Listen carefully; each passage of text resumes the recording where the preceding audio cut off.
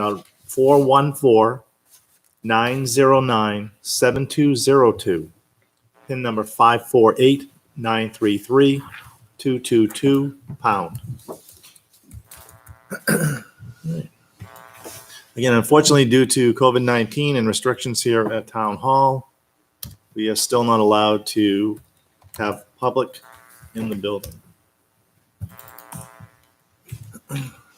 So, summary of non-public actions from September 2, 2020. Mr. Myers made a motion to approve the non-public minutes of August 19, 2020.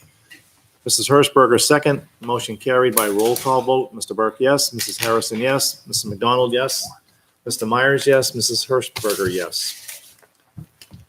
That will bring us to correspondence. Oh, geez. Already, huh? Yeah, sorry.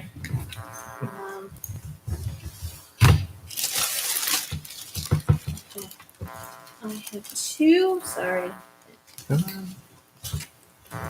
received two emails. I'll read now. I'm so sorry. When was our last meeting? 14 days ago.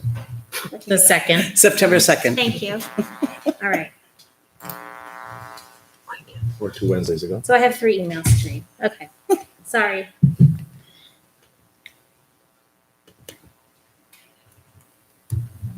Okay, so we received one from Kathleen Doucette on Monday, September 14th. She says, "Hi all. I'm writing to inform you of the discouragement I feel with the schools and the safety of all the students and staff. I'm very concerned with the lack of communication regarding the positive COVID case at GMS.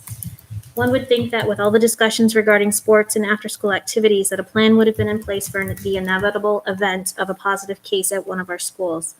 Waiting for the DPH to get back to you is not an acceptable answer. To hear that the bus driver will be back to work tomorrow, exposing herself to children at all 3 schools is quite ignorant. As my father always says, when we know better, we do better. There's been ample time to plan throughout the summer. There was a task force that did copious amounts of research. I think it's time we do better. I understand that we are in uncharted waters, but communication and transparency is key to making sure we have the best school year possible in this crazy time of 2020. Thank you, Kathleen Doucette."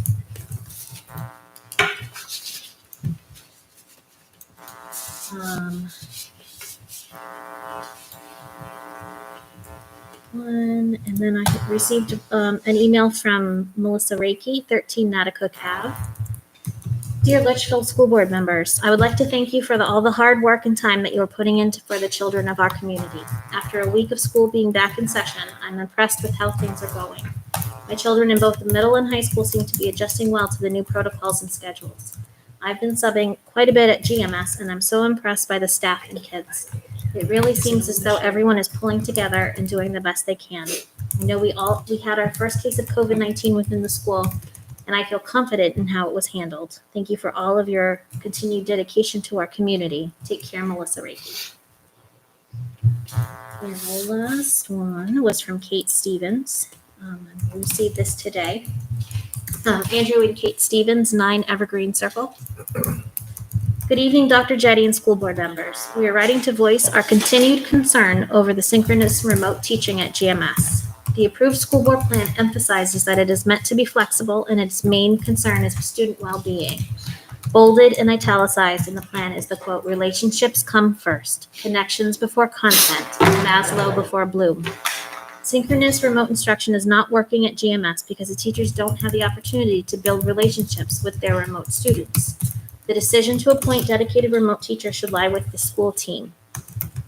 The relationships between remote students, their classmates, and teachers depend on focused small group instruction and work, which is mentioned in the school board's plan, but can't feasibly be implemented without 2 teachers in each in-school classroom.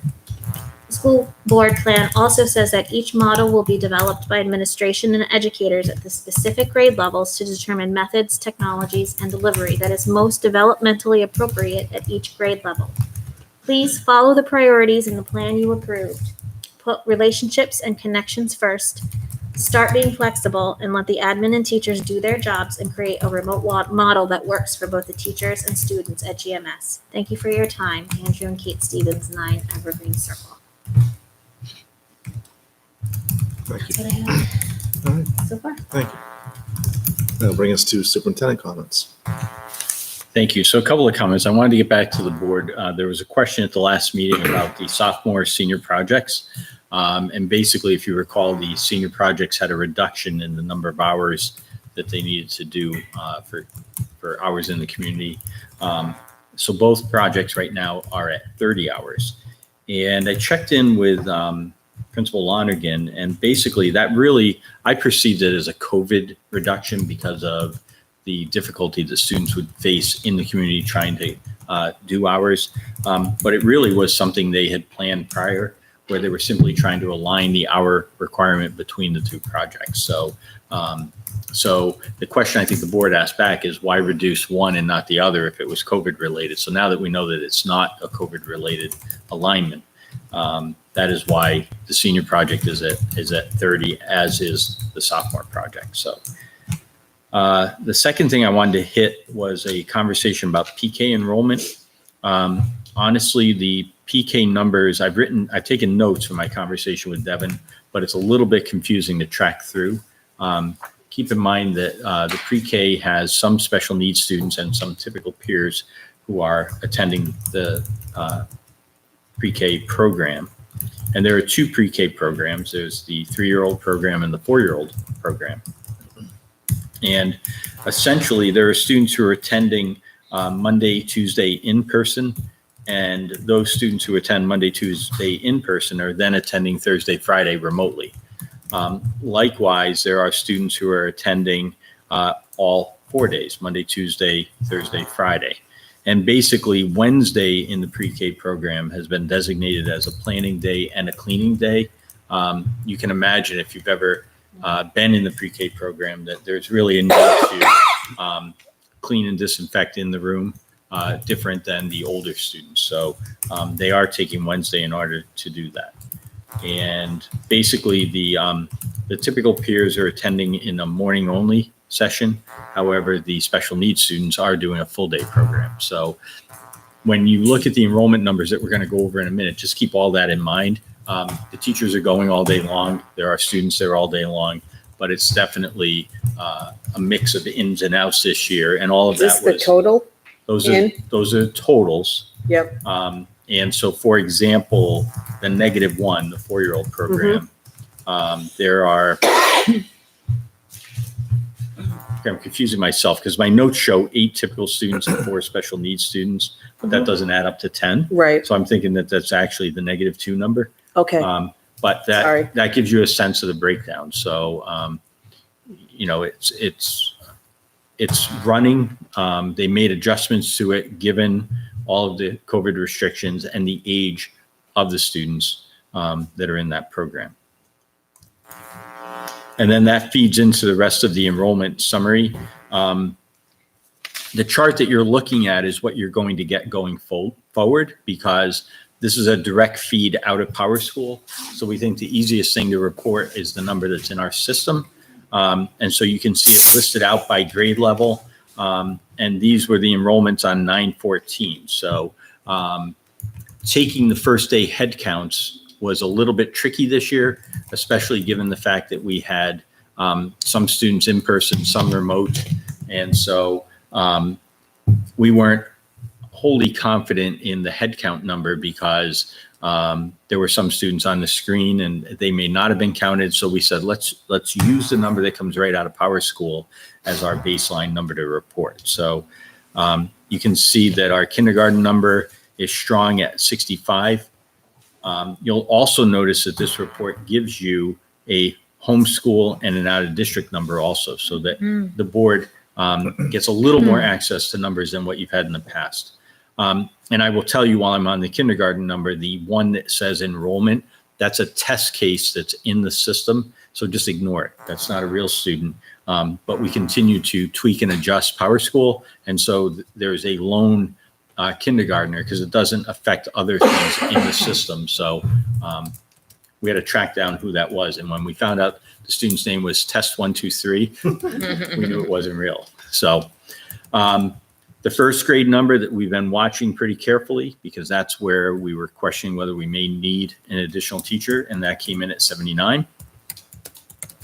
And you can see the rest of the numbers that Griffin reported. At the middle school, I think it's the first time that Tom does not have a class over 100. So all the classes have settled into the 90s, relatively consistent, 2 90s, a 92, and a 93. And then at the high school, all 4 numbers are over 100, ranging between 103 and 118. And you should have also a link to the number of remote students. And so there's a report that will come out and it'll show you the number of students of that number, how many are now reported as remote. And we have a grand total across the system of 236 students who are remote learners this year. So I'll pause on that and see if the board has any questions about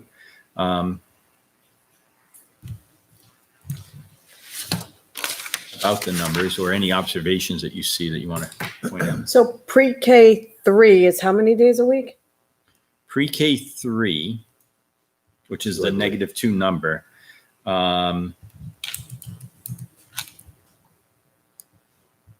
they're also, I believe they're on the same program that I talked about. So the special needs students are 4 days a week. Mm-hmm. The typical peers are 2 days a week and 2 remote. So they're attending, but sometimes remote, sometimes in person.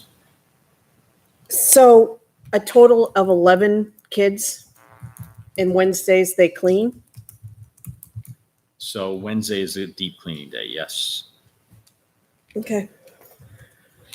And if you look at the number, the PK4 enrollment, I'm sorry, that are remote, they're factored into that also. And they're 4 days a week. They are 4 days a week. Yep. And on the 5th day, they come in and get paid to clean? The staff is in planning and doing the cleaning. Mm-hmm. Do they help kindergarten at all or first grade? I'll have to check with Dan. I don't know that. I'm just thinking of just spreading out because I know there's a lot of need for extra hands on deck and stuff. I don't want to be nitpicky or anything, but I just think that's such, and I'm sure they each have a para in their room too. So does the para come in on Wednesday? I just think there's needs in kindergarten, first grade, probably second grade. Some of these grades have tons of remote kids that anyone there, even to hold it while you're talking and carry the, do you know what I mean? Mhm. I don't want to be nasty, but that's just I'm kind of cranky, so sorry. I'd like to know how many hours they spend cleaning. Yep. I'm sure they can, if it's the whole day, it's the whole day. But if it's not, like Liz said, I think they can definitely be utilized somewhere else. Yeah, there are a lot of manipulatives and things in the Sure. classroom. Yeah, oh, yeah, absolutely. I get it. And, they're wiping down between, but it's a deeper clean at that point midweek. But I'm going to ask those questions. We'll get an answer. But I'm just wondering too, if there's no students in the room, if you go in with that fogger we have or spray, I mean, it basically will land on everything and should disinfect everything. They I would spread think. it out on the Well, I desk. mean, if you, as a preschool teacher, if you have a shelf full of blocks, it's only going to hit the ones in the middle, and you have to really sanitize each and every one surface in there. So there's a lot of things involved in a preschool classroom. Yeah, because if you take a block, you can lay them out. You have to space them so Right. the spray can get in, and then it's not going to get on the bottom. You're going to Yeah. flip them all. So there are multiple steps to getting at the deep clean Yeah. idea. That's going to be my comments and questions the next step.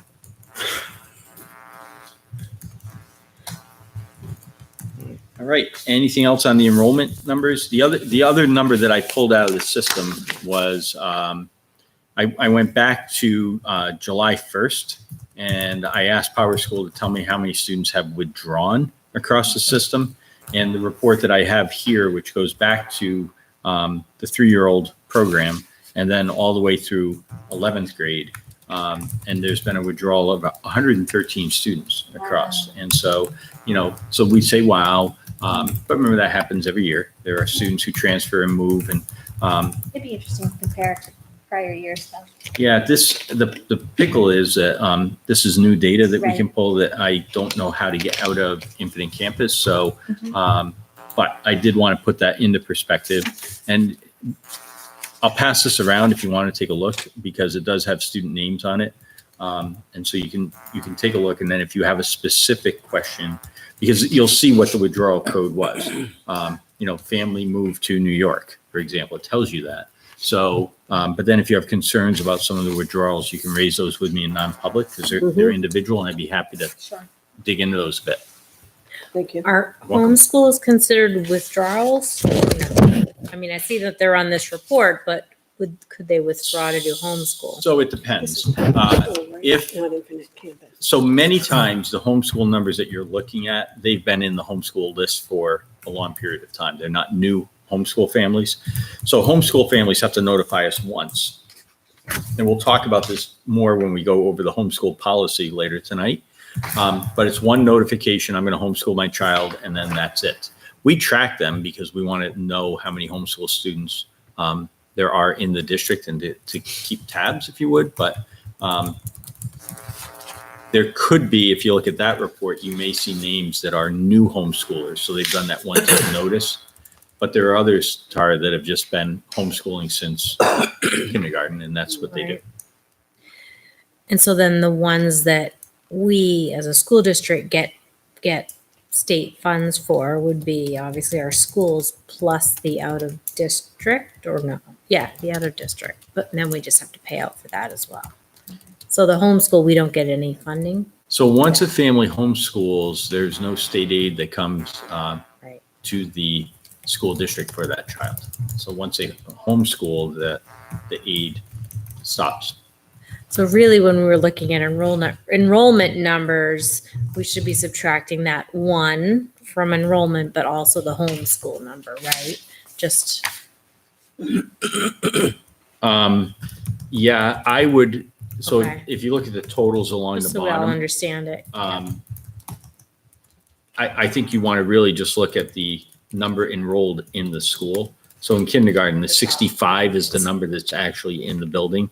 And then you are going to deduct, or you're not going to deduct, but you're going to remember that of the 65, 8 are being remote learners.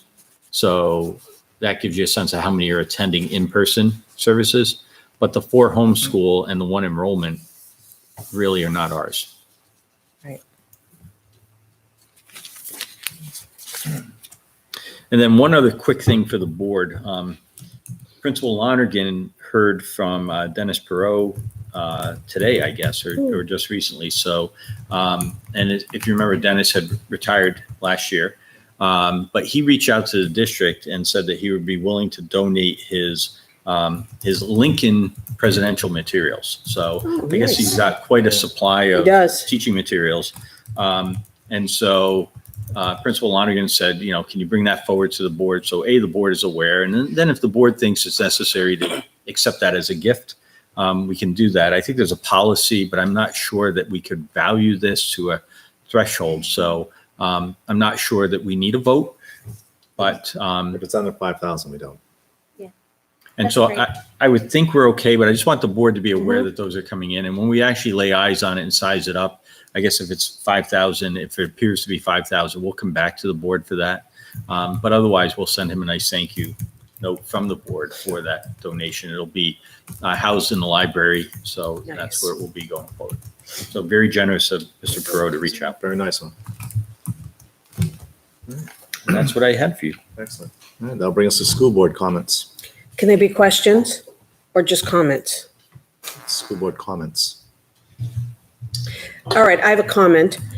There is a lot of confusion about how desks are being cleaned between classes. And there doesn't seem to be I don't know, there's just a lot of confusion around. I've asked my sons, I know one of my sons says the teacher cleans the desks after them. My other son said he's cleaning desks. I know in my district, we give out paper towels and spray the desks. That's a question. That's my comment. Maybe we can elaborate on my comment later. How's that? I'm sassy tonight. Well, I believe we're going to be talking COVID, so we can talk about it during COVID. Perfect. And I would hope that we can do that while Principal Lecklider is still with us, because then we get a report directly from the field. So I know what my response to parents has been when they've asked me. It's been consistent since the beginning, but it does seem to keep coming up. And so. Any other comments? All right, I just have a couple. The first one is I'd like to thank everyone who came out this evening to vote on the warrant article. And for those of you who are at home watching right now, the outcome was 54 voted yes and 14 voted no. So the monies that will be allocated from the state coming to us and going into our capital reserve for infrastructure, repairs and concerns, we'll have that money. So again, I want to thank the people who came out tonight and appreciate their vote. So before we get to public comments, I just want to read the statement that's on our agenda, and it's on all of our agendas, because there seemed to be some confusion from our last meeting that came out.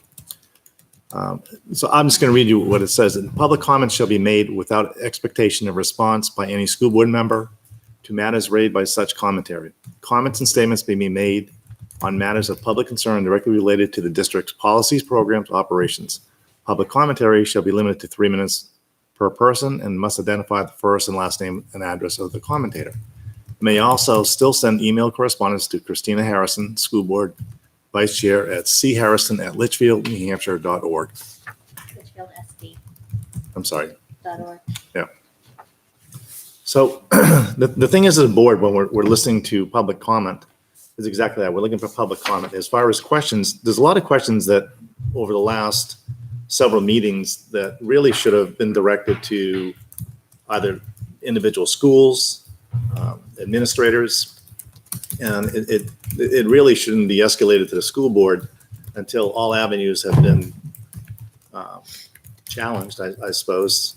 And it's not that necessarily don't want to answer the question. A lot of times we don't have the answers readily available. And at the same time, one person responding can't act as the school board. And without school board having that kind of discussion amongst ourselves, I can't speak for the entire board by answering the question, nor can Tina or any other individual.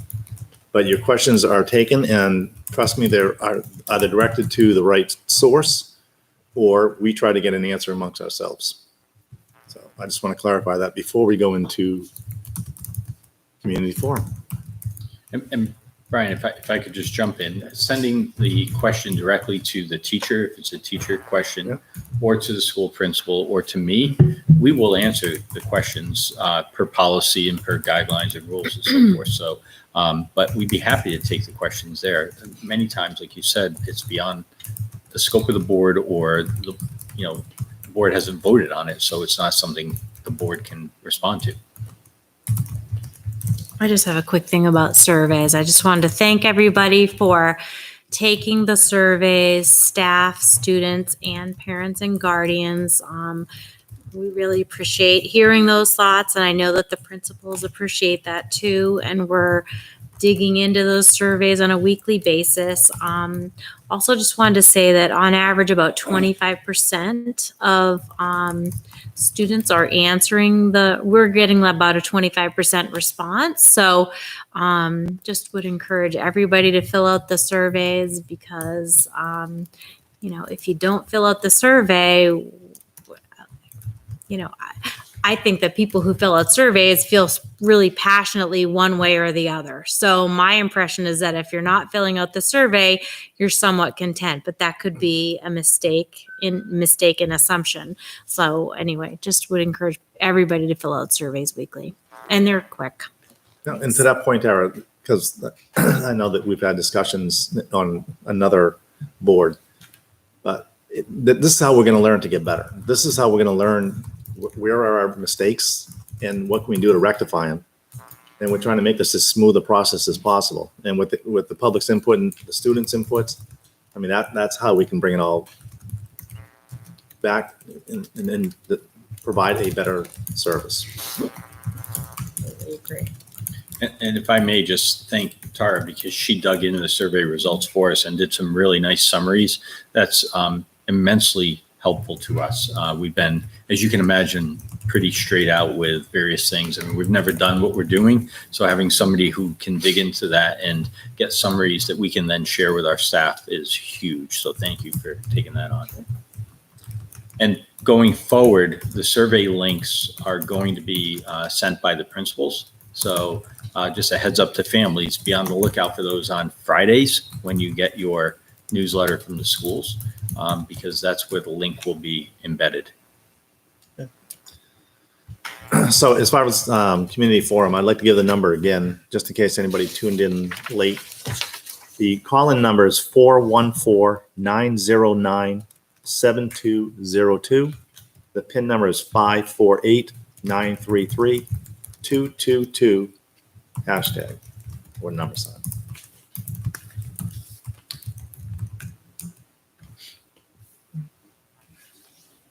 I did not receive any additional emails for community forum. Just me. No callers? No callers. All right. With that, we'll close community forum and get on with general business. We have public minutes from September 2, 2020. Public hearing. Is there a motion to accept? Make a motion to accept the minutes from the public hearing on September 2nd. Tina Harrison made the motion. Rob Myers second. Any discussion? Hearing none. All's in favor? Tina? Aye. Rob? Aye. Tara? Aye. Liz? Aye. And Brian's aye. Then we have minutes from September 2, 2020. Make a motion to approve the minutes from September 2nd, 2020. Tina made the motion. Rob second. Further comment? Hearing none. All those in favor signify by saying aye. Tina? Aye. Rob? Aye. Tara? Aye. Liz? Aye. And Brian's aye. That will bring us to principal's report. LMS. Okay. Thank you very much. I was just going to hit on a couple of quick things and then get into the focus of my report. So the opening the last few days have gone well at LMS. It's been a lot of hard work, a lot of digging in. Our staff, I just want to give a shout out to our entire staff. Just all around an incredible team effort to get everything rolling. I think, I keep saying if tomorrow is better than yesterday and the next day, we sort of build some momentum. I think that's been the case so far. Each day is stronger. It was great to see the kids come back, smiling faces under their masks. And so, I just, again, I want to recognize all the hard work that went into our opening and ongoing thanks to our staff and all of their work. We have a sandbox out in front of the office area. I'm a little jealous watching these guys dig around out there, these big machines. In all seriousness, it's going well. It's actually, in terms of the driveway area, the entryway, they fenced off that front area, the courtyard, and that is where a majority of the work is just happening there. So it is isolated. They have the last couple of days been using the compactor, which is a large thing that vibrates a lot. But overall, it's been really, isolated to that area. And it looks like they've done a lot of drain work over the past couple of days. So that's been happening. And I have to say, they have been working around us in terms of the trucks and getting things in and out of there. The buses and stuff, it hasn't disrupted any of that. So it's been good. All right, so the focus tonight is on the board recently on October 19th adopted a new policy regarding school mascots, or revised a policy regarding school mascots. And I wanted to come tonight and just talk about the LMS mascot. And I'm not sure in terms of the process here. I know it was said in an earlier meeting that we would sort of, once this policy was passed, we would see if the current LMS mascot is in or out of alignment with the district policy, the board policy. So do I need to bring this forward to the board to talk about our current mascot and whether it falls in line with the new policy, or am I making a recommendation? I guess I'm not sure. I have a timeline if we're going in that direction. But I just wanted to make sure I followed the correct process on that. Well, you can tell us what you have in mind. I suppose we can start there. So just for the public, the policy reads that, it's a brief section here, the policy. School board recognizes influence of the school mascot logo must have on it building school spirit. It is the intent of the district to promote respect, cultural diversity, sensitivity, and dignity of all cultures. Mascot's logo should depict positive images embracing history, community spirit, and traditions. Mascot's logo shall not be derogatory or offensive to persons of any race, color, religion, sex, sexual orientation, national origin, ancestry, age, or persons with disability. Neither shall the mascot logo depict violence or abuse.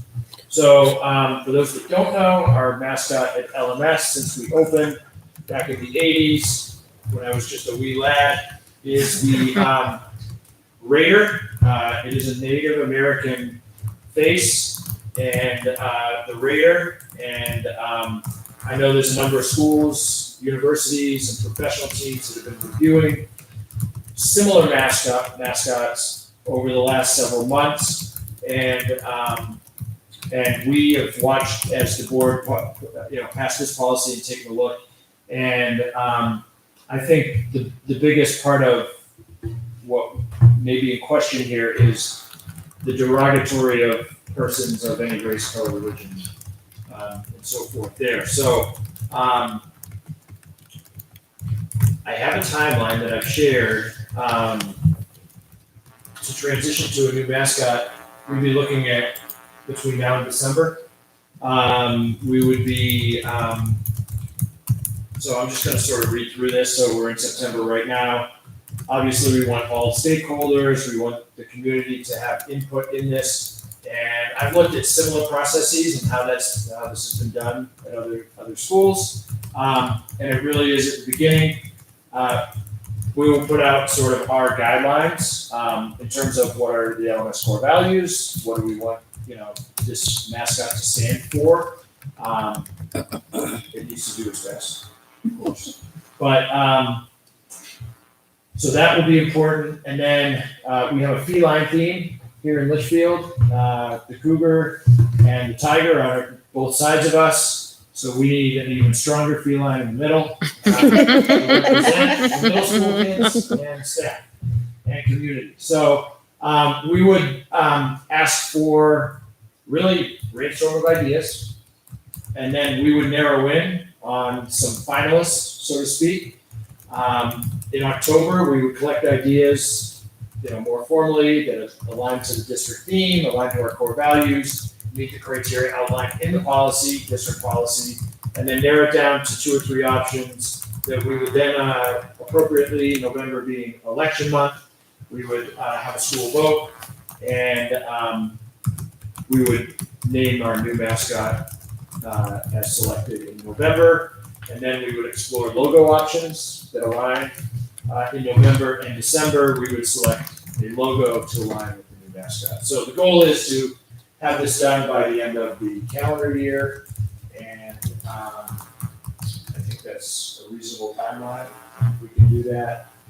It also lines up with the construction project, and we're going to have a new sign. There's going to be a new look to the front of the building there, so we can sort of incorporate the mascot into that as we transition our new entryway there. So I'm going to bring that forward tonight. So some of the other conversation we had also was colors. As to whether, to align it with the high school, like same colors. I don't know if any of that conversation is taking place or thought. Yeah. So that would be, as we get into collecting ideas, that we're going to obtain feedback on that. Yeah. In the meantime, you could do what the Washington football team did. You can just call yourself Litchfield School.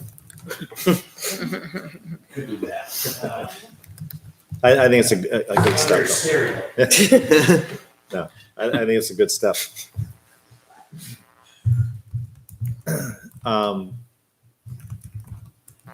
I didn't hear the word survey in there. I don't know if you were going to survey. So what we're gonna, the plan would be that by, when I say obtain ideas, it'll be done through like a Google form. Yeah. Yeah. Excellent. I think it's a good plan.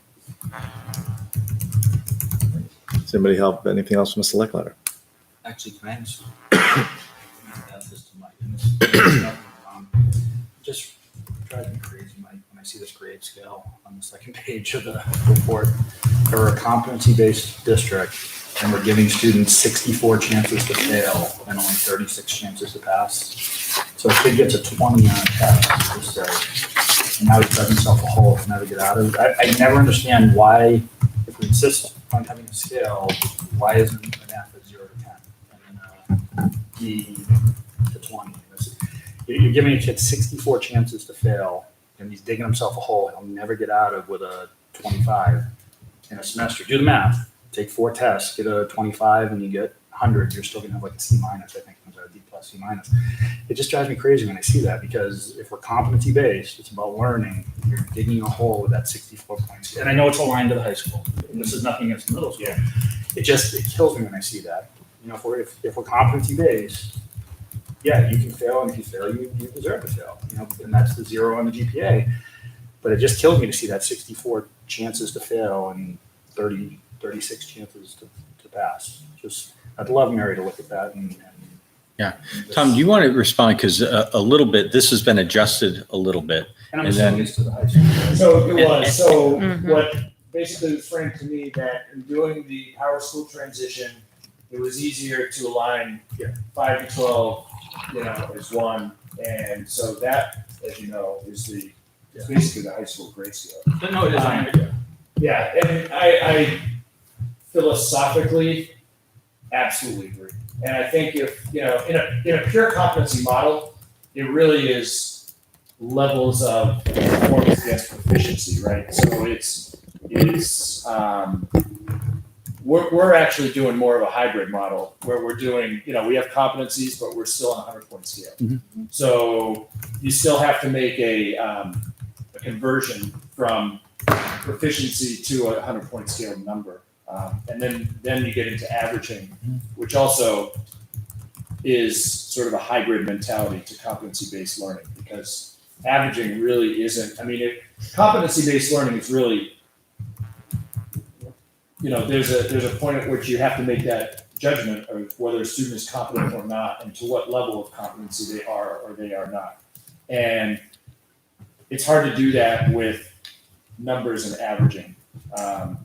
So that can inform competency, but that in and of itself is really sort of a more traditional way of coming at reporting student learning. So I think what we have is a hybrid, and I agree, Rob. I think that, when you look at that, I know that there's some language in there about not yet met, which is more competency language, but I agree that scale, it does have and then when you average, if you take a 4-quarter average, and to your point of, a 10% or a 30%, what we do at LMS is, and I'm not sure they do at the high school, but we default to a 50, because then it becomes, instead of a like you're saying, 65 degrees of failure, it becomes really a 5-point scale of competency. So 50 to 60, 67, whatever.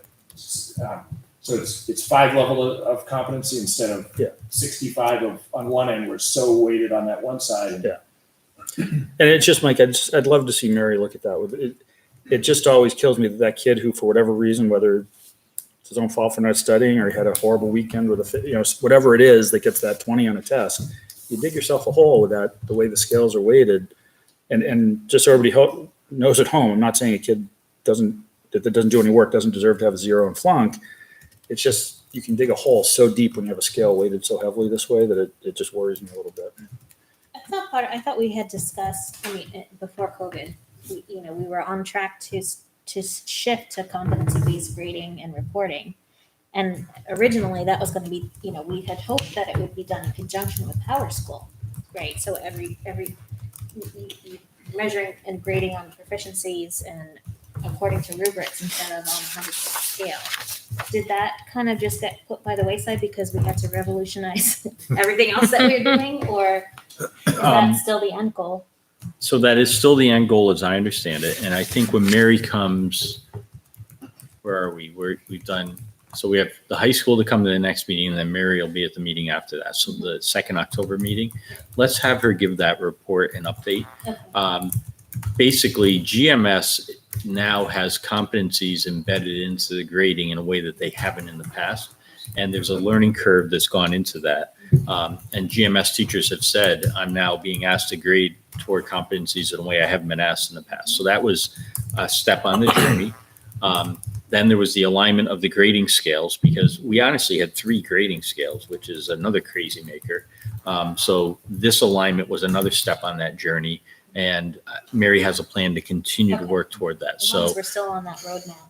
yeah, and I can't tell you how much the COVID, with everything else being upset, there's only so much capacity in the system to make changes and adjustments. So, but Mary has not lost track of trying to get us toward that competency model. One other thing I want to say is, just to be clear, our curriculum guides were approved by, all those curriculums are approved by the board. And so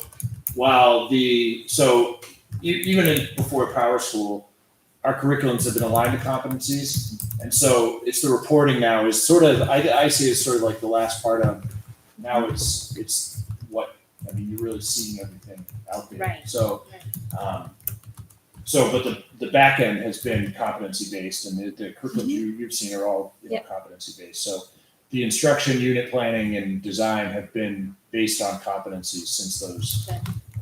We're just still making that transfer. Right, into Transfer.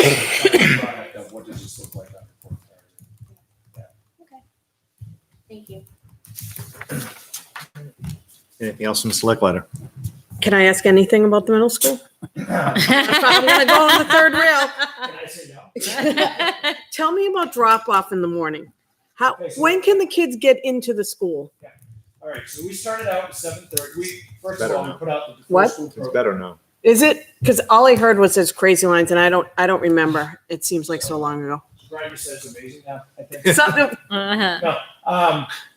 So to start, we put out a before school program this year. Right. Where it was an offering that families, we have this available from 7 to 7:30, so you could drop your student off at 7 or 7:15 or whatever. Does it help? There's going to be supervision.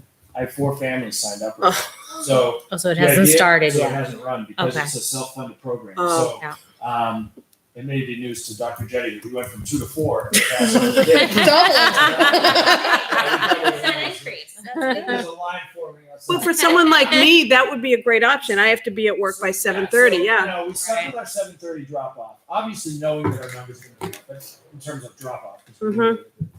Non-bus riders were up.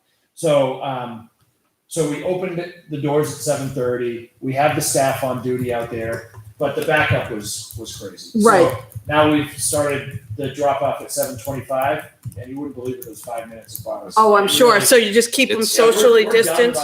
the drop off line's pretty much done by 7:35. I mean, those 10 minutes, it's pretty much done. We have 7:37 to 7:45 is sort of this window where we're in first period. We don't have a homeroom block anymore. Mhm. We used to have a homeroom. Yep. But it's that sort of like little window between 7:37 and 7:45 where we have some time to make sure the kids are in and settled and all of that. But we've been rolling by 7:40. Oh, that's awesome. That extra 5 minutes. Well, I think it's a combination, the extra 5 minutes. Yeah. And the fact that kids are starting to get into a routine. They realize that, Yeah. when a car pulls up, you can't take well, here's your bag, here's your lunch. They got to be ready. We also- And the first couple days of school anyway, that's what's going to happen. But then you get into a routine. And So it's- do you keep them outside like we do drop off? The gym Oh, we have to keep them social distant, and it's hard for outside. 5 minutes. Yeah. They look like little Yeah. pool cue. Like it. Yeah. It's hard. It is a challenge Mhm. because the gym only has so much space. So for those 5 minutes, it's actually a lot of kids. But that's awesome. Oh, that's good to hear. Maybe. So, Awesome. Thanks. any other Wait. questions? No, I'm all set now. The 5 minutes makes a big difference. And like Brian said, like now my 6th grader, it's like we're pulling up on one side of the building. It's like, all right, I'm going to unbuckle. He's got his bag on. He's out the door. Oh, you're So a it's courteous quick. parent. That's nice. What? That the kid's That's ready his, to go. that's his idea. That's awesome. I think a My lot of kids kids just are do like that. that, realizing they need to get out. I started with thinking the staff, but it really is. We see it up there. I mean, it's all hands on deck. We have an army out there from from the drop-off side to the bus side to, we're letting 2 buses off at a time. And That's perfect. it's becoming a pretty good system, I think. We do 2x2 too. 2x2, 2x2? yeah. That's awesome. So I have a question because I was looking at the survey results, obviously from the last 2 weeks, and mask breaks were a consistent theme that I heard, and I'm just wondering if you could speak to what the mask breaks look like. And somebody also mentioned, that or suggested that maybe classes could have mask breaks instead of just individuals. Yeah, so I mean, the first thing I'm going to say, and I think you know this, is grades 5 and 6 numbers are pretty high. We have upwards of, I think today we added a student, so we're up to 20 in some of our 6th grade rooms. That's a lot of kids, and that means we can't do the 6 feet, so they're that. So the teachers are working breaks into the day. On nice days, they take them outside. They'll take them for a walk. 5th grade has some different challenges because they don't have bathrooms out there, so they try to integrate the breaks into bathroom times. 6th grade's a little bit different, but they've taken the kids outside, so again, it depends on the day. But it's a challenge in the room because they're not at the distance in the room. So Right. in order to really have a mask break where they're more than 6 feet distance, they need to be outside the classroom. So Right. the team leaders have been working on how to schedule that. And honestly, they're still trying to work that out. So it's that tightrope between instructional time and having the kids stagger outside for breaks. And I think that, I don't know when that was. I know the team leaders and the teams have been working on that. So it's a work in progress. So I think it's better today than it was yesterday than the day before, but it's still a work in progress. I think different kids have different tolerances because I asked my son about it, and he seemed fine with the number of mask breaks, but others the reality clearly is did that not. Those numbers are high in 5th and 6th, and so apart from the breaks, they are wearing their masks all day, except for lunch. So My sophomore's wearing his mask almost all day too. He doesn't seem to mind. No. No, yeah, it becomes part of yeah. Right. Right. I think part of it is finding a mask that you like. 'Cause Exactly. the first mask I had, I didn't know any other, but then I just got these, and me and my boys love these. They're thin. I mean, I love them as much as you can love a mask, but they're much better. They're just much more breathable. So, yeah. All right. Well, thank you. And all the others. All right. That will bring us to the BA report. So in my report, just a couple additional items on the canopy project that's going on. The target completion date has been revised to November 30th. It's based on lead times on some of the supplies and materials that they'll need to generate shop drawings for the doors and such, some of the things that they need to get in. So we gave them the flexibility to be able to do that. We're waiting on a guaranteed maximum price from the contractor. David Ely, the architect, is working with them to solidify that number. So the numbers I provided down here with the budget and funding, that's based on the initial budget that they gave us. An addendum will be coming forward with that guaranteed maximum price for us. They're tentatively set to start pouring concrete next week. We are waiting on some information from fire marshal at the state level. Based on what they have told us at the local level, we should be all set. There is initially in the initial budget, they had a fire suppression system in the canopy. In reviewing it, the architect didn't think it was necessary because it's all non-combustible. It's concrete and steel. So based at the local level, they're saying that we should be all set, but they just need the green light from the state. I think we should be fine to move forward. Or can I just ask if Yes, sir. for November 30th, if something was delayed 2 weeks, can we still get the state money if it's not hands done, ready to go on January 1st, or are we are we getting close? The submission date is the money is going to sunset after December I guess my 31st. question is, let's say a door is not in and there's plywood up, Yeah. can we still present it as done with the I door? think based on the information we're getting from Amy Clark at the state, there might be, they're considering some flexibility in the word completion. So we could be at 90 to 95% complete. We're just waiting on So something. we probably have a little wiggle room, just. Yep. for- Yep. We're pretty confident though, because we've emphasized this point several times with the contractor Yep. that we need to be done. That's why we have this November 30th date, because it gives us 4 weeks of Yep. if we need to adjust. But we And- feel comfortable that we're not going to lose the 100,000. In working with this contractor, I've seen he's been on site every day as construction manager, and David Ely is working great with him. There's some stuff that happens. We have a weekly check-in meeting with them. David's in there, but he also is working with them behind the scenes too to hammer things out. So it's moving along very smoothly so far. I will knock on this. Other disruptions, Tom? Dealing with them okay? Like Just the pounding. with the construction, it's going okay? I mean, honestly, there have been a lot of concerns about the vibrating the last 2 days. I mean, it's a pretty strong vibration.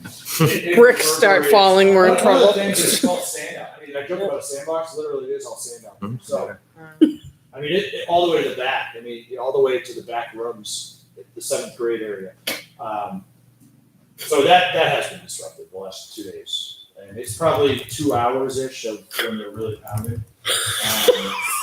Oh my God. Hopefully they're done. They're not going to dig it up again. Yeah. They seem to dig it up and fill it up and dig it up and fill it up. It's like, They compacting the earth. The bobbleheads on my bookcase were going. Oh, no. Is that just getting the old Those aren't concrete up? suits, those are- Was that just getting like the old concrete up? no, it's Or compacting the sand. Oh, they're compact. Yeah. Okay, I thought they were jacked. So I'll give the board an example in our conversation. If you ever take a look, the entire front sidewalk along there, so the curbing is in place, but the sidewalk, I'm sure when the asphalt was put in, was level with the curbing. But it's now 1 to 2 inches below the edge of the curb. And there's like a tripping hazard the entire length of that, if you've ever seen it. So I said, it doesn't make sense to do this investment in it and then leave that gap. So we've asked them, how much will it cost to dig that up and to repave it so that you basically have a new sidewalk from end to end, right into the entrance, and no more tripping hazard, right? So we're getting a price. But I bring that up because why did it settle? It wasn't compacted. So what they're doing now is avoiding what wasn't done the first time, because that sand just wasn't packed enough to be able to not sink in further. So in the end, I think it's going to just create a beautiful front entrance and just continuous flow right across there. So now I'm just picturing the rest of the school sinking in a few inches, and the secure vestibule will be a step up. We'll just have stairs built. You can walk down in. Yeah, sure. All right. Just moving along with HVAC and energy efficiency, working with Dick Henry and David Ely as well. Viking Controls has been in. The main control unit at the high school has been installed. And a lot of the programming is going to take place remotely. So he's working with Jason and Brendan to make sure he has access, because he can do a lot of that programming from off-site, which is good. And they're also working with Bill and Dave in order to get the timeline, what classrooms they can get into, because a lot of the ceiling units they have to get into to do some of the work, replace actuators and equipment and such. So they're working on that. Those are built to be exposed at the bottom so you can get in to change filters and such. When the building was finished off, they closed them in under the tracking. So every time you have to get in there to change a filter, you got to pull down the track. So David Ely is also working on a bit of a plan to make sure that we have access to those easier. So that work is hopefully going to start within the next 2 weeks, that they'll be in the building if they can coordinate it with Bill and Dave. They've also given us a quote to start off down at LMS with putting in the same type of control unit and wiring in the unit ventilators that they can, the equipment that'll be compatible with it. A lot of the pneumatic controls will not be. So that's part of the bigger scope after we get past these initial stages, and converting the building to electronic. But we need to there's a lot of work and legwork that needs to be done, and Dick Henry's doing a lot of that on his side. Did we get a price on that control unit? Because I know last meeting we had like two different prices and they vary quite a bit. So there was the one they had the one for the high school. So the No, work they're doing there is around 44,000. LMS was like a range of like 25,000 to 80,000. So LMS, they have the one it's 22,000, I believe, and then there was an $82,000 option, and that would be to convert all the outdated pneumatic controls to electronic. Dick Henry's recommendation is to hold off on that process and just do the initial stage, which is about 22. Do that, get the control unit in, wire in what they can, and then plan out the next steps to make sure that we do this That appropriately. doesn't add the 22, then doesn't have to add to the 80. It's not like 22,000. No, they're not cumulative. So the 22 is actually included in the 80. Okay. It's Just just want to make sure. It's not additional something- equipment. If we end up replacing the pneumatic system, is that part of the, It has to be. It's Right, outdated and so it's not will functioning. we be able to use the new control system with whatever new system we put in? Yes. Yeah. That's the goal. We've asked Dick every step of the way to make sure that we're not spending money that's going to be respent. Yeah. So we're trying to kind of tier everything so that we're setting ourselves up. And just while we're on, LMS, so go back to tonight's meeting.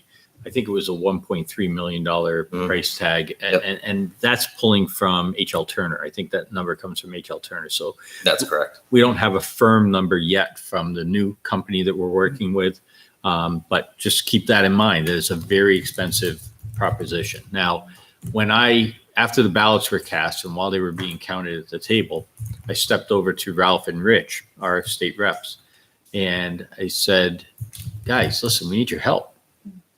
The federal government sent the state of New Hampshire $1.2 billion in COVID relief funds. The governor has spent half of it. There's $600 million sitting in the bank that the governor hasn't allocated. And I said, how do we get that so we can finish this project? What can you do to help us free that money up? Because we have a respiratory illness, we have a need to replace the ventilation system, and there's a lot of money sitting in Concord. And so I think if the board is open to it, that we could craft a letter to go to our state reps, reach out to our senator, and really try to get some of this money freed up. So what's being said by the commissioner, and I just want to be clear with the board, the CARES Act money that's been allocated to schools, Litchfield was allocated $68,000. $8,000 of it went to St. Francis, leaving $60,000 for us. We haven't even entered the grant yet because we don't have the full scope of what the expenses are. So for example, we're now reviewing every IEP in the system. We may identify compensatory services. That's going to have a price tag attached to it. We don't even know what that price tag is yet. So Devin said, hold off on it because I might need that money depending on what unfolds. But the way it's being read in Concord is Litchfield hasn't even applied for the money, so they must not need it. The answer is we need so much that we haven't figured out how to take the $60,000 that we could spend like that, how we want to allocate it yet. So, we're almost being punished because we haven't done it. And so I think we need to really come forward with, hey, we have tremendous needs and you have tremendous funds, and let's match this all up and try to get some headway on it. So if the board's open to it, we can take an attempt at a letter that sort of outlines this and to bring it forward, because there's no doubt if we could get the additional funds, we could get it after LMS now and solve the whole problem. Could we make a motion? I think it's a no-brainer. Yeah, Could we make a exactly. motion to give Mike the ability to write a letter to our state reps Sure. requesting, And senators and senators and the governor and the Commissioner? commissioner, and the commissioner. Sure. requesting funds for COVID-related upgrades to the buildings. That'd be good. That's perfect. Expenses. Should we make it upgrades to buildings or expenses? Expenses, I think, is better. I mean, Yeah. and honestly, I'm on the infrastructure side. I'm on, investing in our buildings so that they are safe. Even post-COVID, better ventilation is a good thing. So, Mhm. All right, so Rob made a motion. Is there a second? A second. Oop. You can second. Oh, thanks. So Rob made a motion, Tina second. All those in favor? Tina? Aye. Rob? Aye. Tara? Aye. Liz? Aye. And Brian's an aye. So just in terms of the HVAC, our vote tonight and getting that additional funding is going to be huge for us. We're about $130,000 in already with the contractors that we have on hand. And that was unanticipated costs, right? Yeah. Yeah. Yeah. Well, I mean, we started pre-COVID working with Dick Henry and David Ely to start identifying these things. This definitely kicked up the time frame a bit. But those funds are definitely going to be helpful in getting this stuff done. But also items that should have been taken care of years ago. I mean, Absolutely. you keep identifying that it's a problem, but we just never took the next step to like, let's start Yeah, working on it. The deferred maintenance, yeah, it's really It's buy another wrench, it's cheap. doing a lot of good things. So in terms of GMS and the electrical switch, I did had the final expenses and put in for a claim with Primex. I'm waiting to hear back from them. They have travelers handle those property claims for them. So I'm just waiting on notification on whether or not they're going to, if we can recoup some of those funds. Year to date, so MS-25 revised revenues has gone into the DRA, the DOE 25 has gone to the Department of Education. So based on the estimate, so when we do the estimate on the tax rate, so as of right now, I'm showing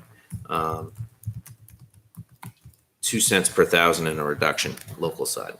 So the next step is you put it in the state's hands, and the final revenues coming from the state will come October 1st after that. So there might be, I don't see there being a material change in that. So I think our goal has been So for the reached. articles that in the budget that we passed in March, there Mhm. should not be any tax increase. Nope.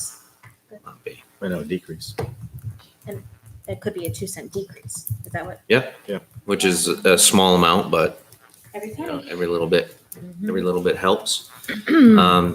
I also did receive an email today from Lauren, just wanted me to bring a few things forward to the board so that they're aware. The state application has been submitted. And we're waiting to, once we get their approval, then we can also ask for the waiver to provide free meals to students. She's getting a lot of questions from parents in terms of that.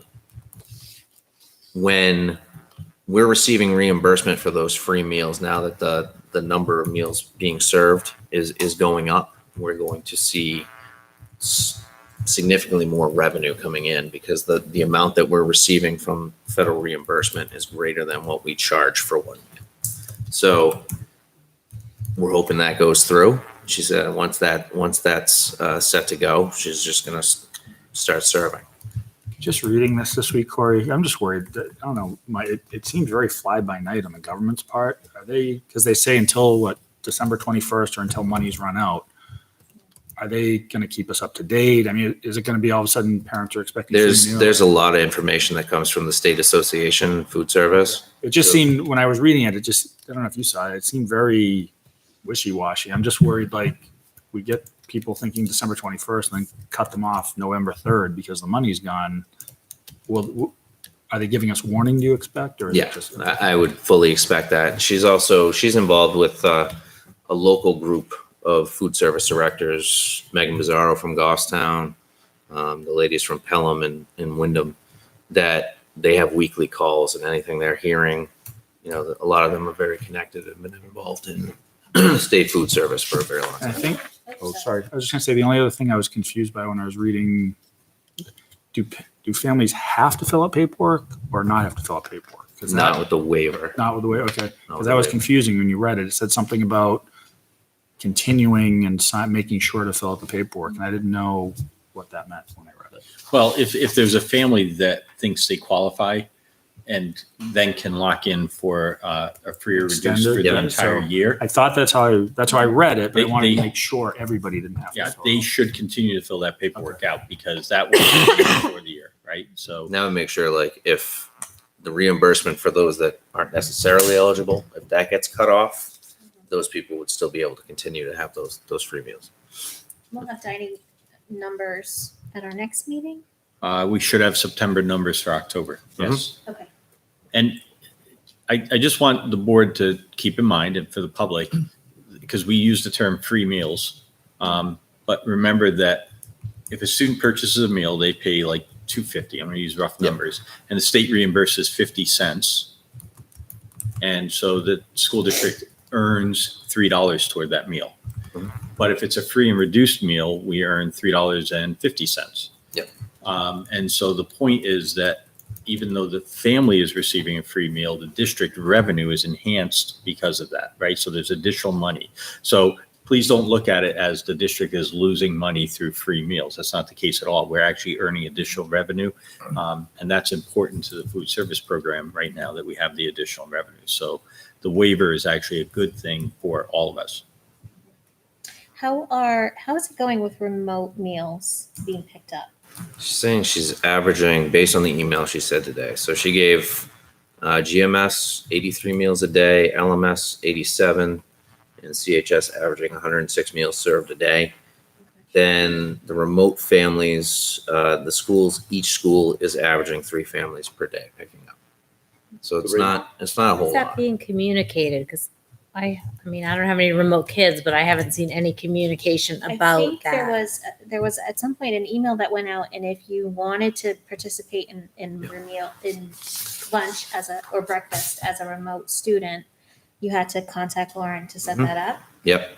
But nothing else Okay. has I actually wanted to comment on it because I Yeah. am a remote parent. Yep. And I haven't seen anything else. Nothing else has come out Okay. about that beyond that first email. Okay. I'll bring that feedback back to her. Just another reminder.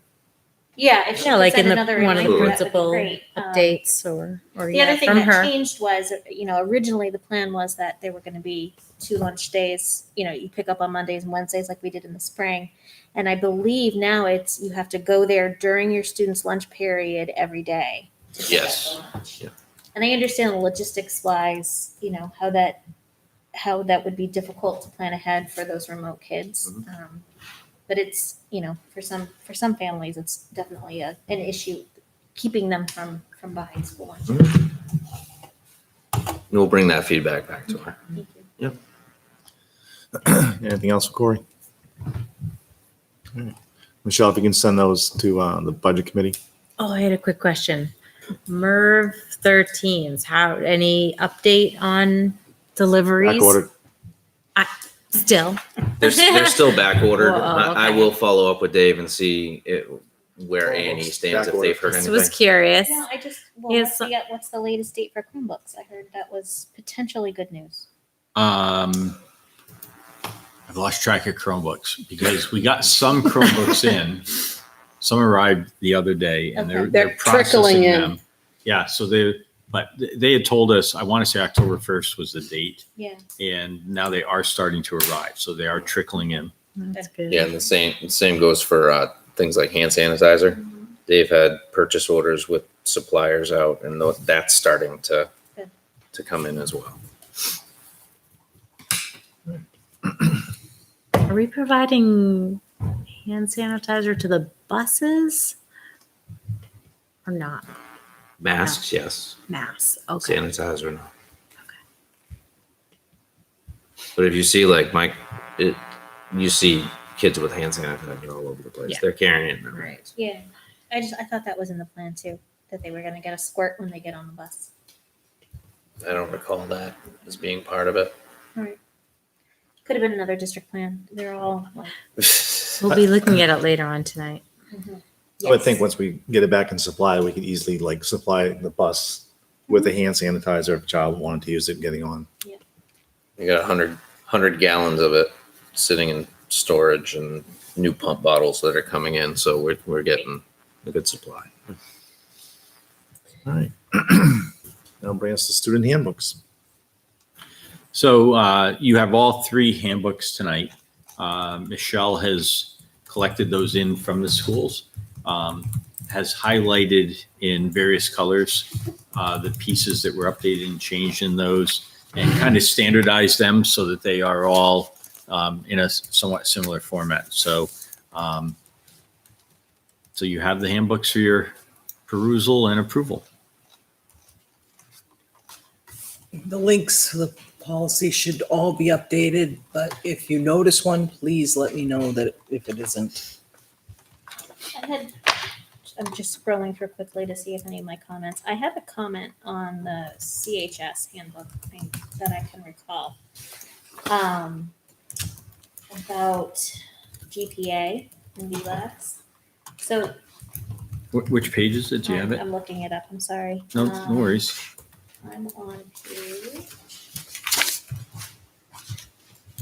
page 9 of the CHS handbook. So there's the grade point average and the grading scale. But I thought, so where it says final grade, at the bottom, actually it says where it says grade point average, there's a paragraph that says only courses taken through CHS are Yes. eligible to be calculated into the grade point average. We voted to approve VLAX classes. Yes, we Would be did. calculated into the GPA. So I think that is reflected further down in the handbook, but I think it should be There too. there too. Where do you find the rest of it, Tina? Do you? The rest of where it says that, Yeah, I just want to, because if it's a discrepancy, we can. yeah. I think it was down where they. I'm trying to see. So, independent studies, ELOs, work study schedule changes. Page 15. It's 3.20 where it says VLAX. It says it will be calculated into students' GPA. Page 15, yep. Page 15. 3.20. So, I mean, that is the board's intent. That's what the school said they were going to do. Yeah. So we will certainly clean up. It's really that Seems like first. they could just say courses approved Right. through CHS. And that would cover CTE classes as well, right? Which I Right. think was the intent of the board. Correct. In Yep. college classes. Yep, and college courses, yeah. Thank you. And then the competency recovery, again, I know things are up and crazy. Is there a plan, or are we working on a plan for competency recovery for the end of this semester and next semester? So Bill is working on that. So a couple of things. So with the 4x4 and a greater adherence to competencies, because I asked him, I said, well, now what's going to happen in January? You're right. And the goal is to embed competency recovery into the end of the year so that all students will basically have an opportunity to get that End of taken care of. semester? End of semester, correct. I'm sorry, end of semester. Good. That's the goal going forward. So, but then in terms of what happened last year and competency recovery, he is trying to get after that also and has been asked to come up with a plan on how to get that Seems caught up. like we already have finals week. Midterms, in whatever month, January that they're in. It seems like that week would be a pretty, In the afternoon after the Yeah. finals. if they have, if we're still doing finals, Exactly. have them do finals in the morning and competency recoveries in the afternoon. I do think kids Makes sense. still need to take high stakes High stakes testing. testing. They need to practice testing, I completely agree with you. I mean, it's a very important skill, but I don't think it should be counted as high as it is. That's just me. Whatever. but the experience is very important. Oh, to absolutely. students. And so, Well, there should be some Yeah, assessment at the whether end of it's the term 2 or anyway. 3 test grades or whatever. Right, Yeah. whether it's a test or a project Mhm. or something, a capstone. But yeah, would make sense to me anyway. They're the only school that has half days for those 2 weeks of the year. We can make them full days easy enough. I think the other piece is with the 4x4, so teachers are only going to be giving 3 exams. So it will free up that experience of the midterm even because it's not going to be 5 classes and all the grading. So there's a lot of simplicity that goes into the 4x4. My daughter loves it right now. I mean, she on only the has plan 3 for her. classes. She has 1 AP class, a gym, and an art class, so she's loving her schedule right now. But I think, if we do have to pivot to remote, I think it's going to be very helpful for the kids to only have to worry about 4 classes. Anyone have any other comments on any of the other handbooks?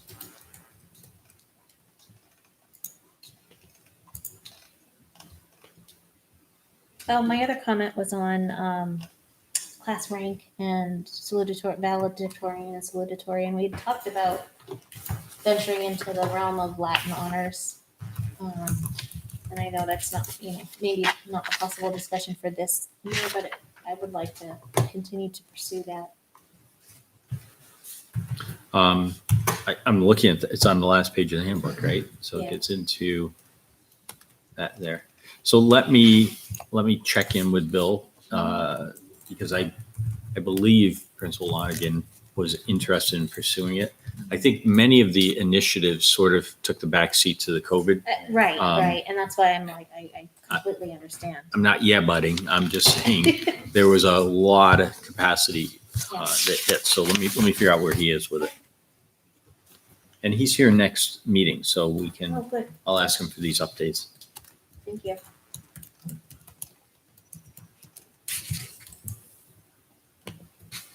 Anything else? No, that's all for me.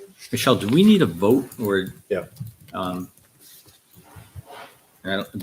The board could certainly, I know that there's a lot of meat there, so if you want to take, We've had them for a while, except for CHS, so. I mean, I'm all set, and someone wants to make a motion. I'll make a motion to approve the 3 school handbooks. Although Pending. pending amendments to the GPA We just spoke of. that we just spoke about. I'll Is there a second.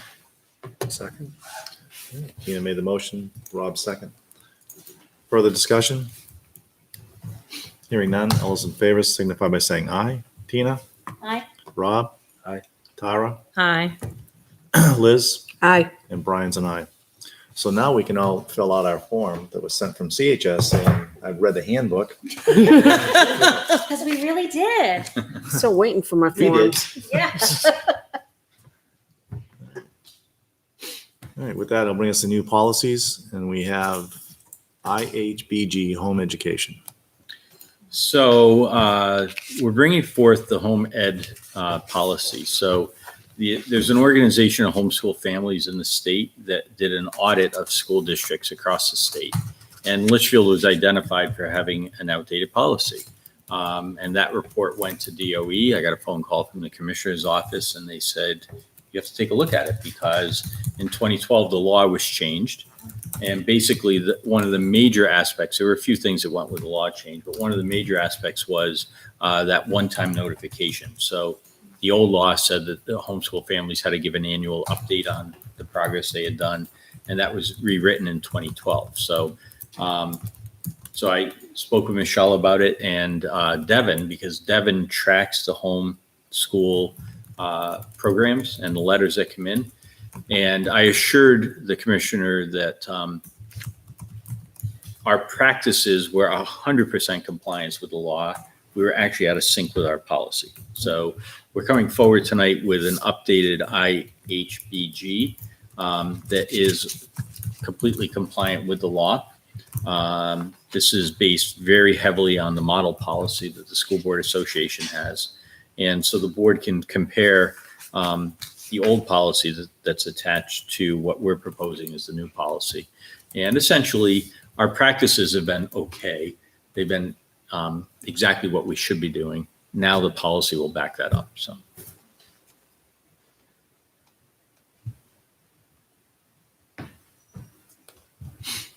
I'll make a motion to approve the new home education instruction policy rewrite IHBG As a first read. as a first read. Is there a second? I'll second. Tara made the motion, Tina second. Further discussion? Hearing none, all those in favor signify by saying aye. Tina? Aye. Rob? Aye. Tara? Aye. Liz? Aye. And Brian's an aye. That will bring us to the coronavirus review and update. It'd be nice when we don't have to go through this. Huh? I know. Unfortunately, I believe we're going to do this all year, so we'll stay at it for a little bit. So, so a couple of things. The fall school reopening plan. So we had talked at the last meeting about having commentary on that, and Ms. Harrison's gone through and has marked that up very well for us. So I would just ask if the board, if there's anybody else on the board who took a look, the only comments are from Tina. So if other board members, Nothing was highlighted, so I couldn't figure out what was changed or not. so honestly, the update was just the doc for Yeah, people to nothing- make comments on. nothing So was nothing was Okay. changed. The verbiage that's there is exactly the plan. But now Tina's commented on things that are out of sync, and once I think that in suggestion mode, can everybody see the comments that I made, or can? I can't see any comments. you Yeah. can't see the comments, No. on the one that's titled update, right? Yeah. The one that's linked says approved by the Litchfield School Board on August 6th. So is the title of it update in capital letters? Okay, so locate the document that's titled Update Dash Task Force Final Report. Okay, And that doc, update. Right. So I just think it's the wrong link. Ah, Okay. Because so I right can't now, even the see my comments. principals, directors, and board members have access to that doc. And if you scroll down, Tina's first comment appears on my letter. update task On page force 2. final report. Yeah, that's the one. Okay.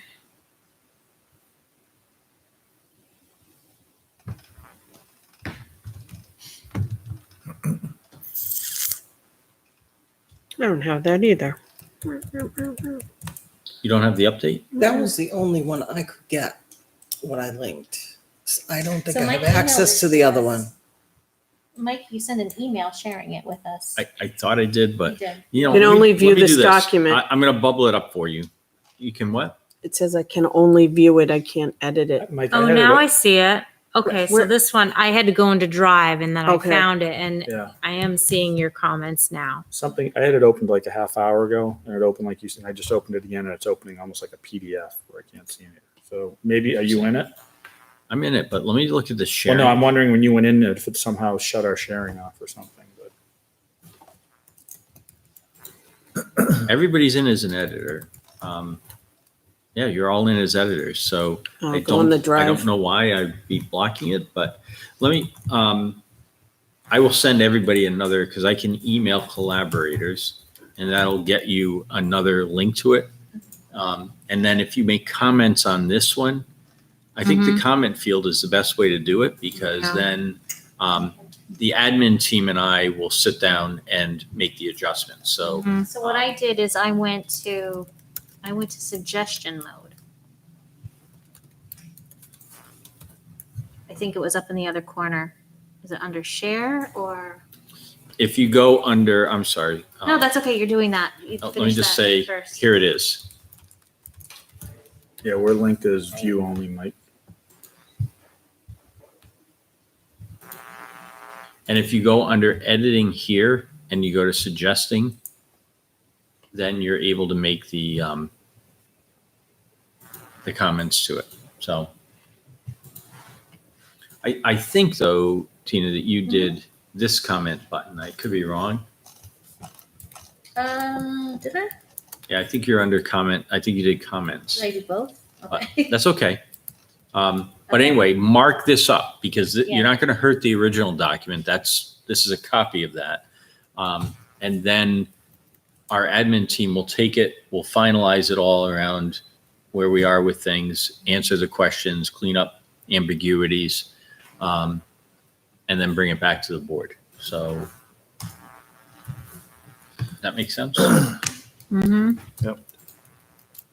And Rob, you, Some reason I'm view only on there. don't it's know why. weird because you're definitely an editor. I mean, You might here's be the, looking at a different version of Are it. you on the drive? Mm, you're an editor of Yeah. that one. So I don't know. It just said no. Request. Right now, the only people in it are Tom and Tara. Oh, yeah, I just got out of it. I'm sorry. So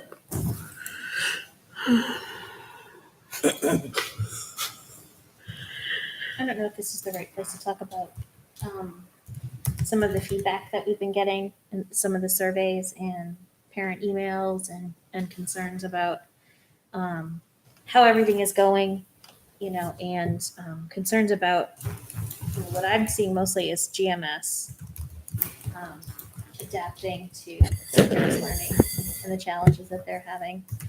Are we truly being flexible and evaluating and making changes and, trying, not sticking to a plan that just isn't working? Are we open to changing formats and? Well, so the answer is we are open. I will tell you, many of the suggestions we're getting is we just need a remote teacher. And, the problem is we don't know how to do that. Yeah. We don't have a staff member who's dedicated. I mean, I had an email from a family today that, basically said there should be a remote teacher at each grade. But to do that, you can see the numbers. You're then going to have three in-person classes of 24 students, which means masks on the whole time because we can't get physical distancing. I mean, just all that stuff that goes Yeah. with it. And then you can have one teacher dedicated to doing the remote job. But the other thing is you take a look at what occurred with the positive case that we had, and then the ripple effect. So everybody on bus 7 couldn't come to school while we flushed it out. And as it stood, they were able to pivot into the remote world with their teacher, but it would have meant they all pivoted from those 24s into the remote teacher. Right. So there are so many logistic pieces that go with it, that even though it seems very simple for a proposal to say, just dedicate this, there are so many if-thens that go with it that Yeah. it's really I complicated. just want to make sure that, we are looking, thinking creatively and thinking outside the box. We have staff members. Reading reading people that are certified teachers. Right. We have staff members who are certified and, if not to take a full grade level of remote students and be a dedicated teacher, maybe just a facilitator, someone who can check in and just take some of that burden off of the classroom teachers who are, Right. teaching in person at the same time. So I'm happy to. Tom, go. Oh. I just feel bad. He's been at work all day. So we have one question for him. I have a big question. Yeah. for I'm him. sorry. Wow. I'm sorry. I So I just feel bad. want to make sure that, our admins are empowered to, to consistently evaluate and make changes as. I agree with as Tina. needed. The biggest concerns for me is at GMS as well. And when I hear that there are 4 kids in a preschool class, why can't in the afternoon when they don't have students, they can't jump in and help kindergartners or first grade teachers? Yeah. I think this is a time you need to think outside the box. We are not doing interventions at my school. I am teaching a class. So I had my monthly meeting with Principal Mitchell today. And of course, it had to be the new principal that encountered the first Of COVID course. case too, Yeah. right? So Mhm. he's a little bit like googly eyed at the moment, but anyway. But he and I talked about exactly this. And I said, I think the thing to do is to talk to your teachers and say, what do you suggest? It's about the team meeting time. Yeah. It's about them generating ideas, all hands on deck. Who can be freed up? How do we think differently about it? And how do we get at it? Good. So yes, the answer is we're doing that. The other thing too is there's been a certain amount of, we have to try to implement what we said we were going to do before we throw it out. Because some of the families, if you think about the last meeting, we were getting feedback about the model needing to change when we hadn't even done day 1 of the model. Right. And then the feedback on day 3 was the model needs to change. And it's like, well, what aspects of it? We need an opportunity to adjust to what we're hearing. So I don't want to say that we've been resistant. We've just been saying, let's Okay, so Yeah. what exactly, let's zero in, what is the concern? And then how do we address that? Yeah. But I think now that we're into day 6, that our ability to think and identify and go after it is enhanced. So, Good. yeah. And I think the surveys help too. I mean, it Absolutely. provides a way for people to give their input, and we can reach in, we can dig deep and see what areas, like you said earlier, what areas need a little bit of more attention. And, if it's working and going smoothly, then great. Even giving the teachers the afternoon off and having a reading specialist take the 24 second graders and doing a big activity together, that would take the burden off of and I'm just talking about wiggly grammar school bodies, because Yeah. I can't even imagine. I think, from my experience I have one in school and one at home. They seem to be doing really well. So, I mean, But they're older. they're older, they're more independent, and they have the devices. So, I'm not saying give a remote teacher, but they can have access to a teacher. I would hope to make it Yeah. to check in, there's just ways we can especially. improve on the model that we have. Yeah, I'm not bashing the model. Can we talk about cleaning now? So there's a lot of confusion about cleaning. Do teachers, I'm going to ask you, Corey, do teachers have cleaning stuff in their room at all 3 schools? Is this the pink spray? Okay, can the kids use the pink spray? It's a non-acidic. It's not gonna hurt your skin. It's not gonna. Because I think teachers are under the impression kids can't use it. In my school, I spray the desk, the kid gets the paper towel, the kid does this. Tom, what's your understanding of, So, I mean, there's been questions around the district around this. There's been emails sent around about it. I know Holly sent an email to all of the staff about it, and it boils down to what's on the label. That's what I'm hearing. I don't know what time, I just know it's a pink juice. It's about whether or not it has to sit for 10 minutes. And then there was clarification put out that, like I said, an email went out that clarified that 10 minutes is for the floor and not for desk surfaces. So at LMS, that's what the teachers have. We don't have, as Corey mentioned, there's back orders, whatever, on wipes. So we don't have sanitized wipes in every room. Can kids use wipes too? I would rather my kids spray with a paper towel than my older kids can do whatever, but with a wipe, because you have bleach wipes. I don't want my kid using a And bleach wipe, my I little, think, sort of the yeah. question is the teachers aren't 100% sure which wipes they can or can't use, so they've defaulted to the pink what they juice. can get, which is the pink spray. So unfortunately, Dan's not here, so otherwise I would just make the same statement I've made several times in different meetings. I've been sending wipes in GMS, okay, for like 12 years. And No Tara, I know lie. you sent a ton. No in. lie, You yeah. probably sent a ton in. So I'm just curious, what do Yeah. they do with those wipes in the past? I would assume either the teacher wiped the desk down or the teacher had a student wipe the desk down. So we're pretending the pink juice is the wipes and the kids get paper towels. That's how I look at it. Do the teachers have paper towels in their rooms? That I know. Rolls? I've heard that they don't have rolls in there, but I mean, we have stock of. I have a They just need giant to roll. request them. It makes Huh? sense. that They if just you need don't to have a request sink, them, they right? wouldn't have paper It's- towels.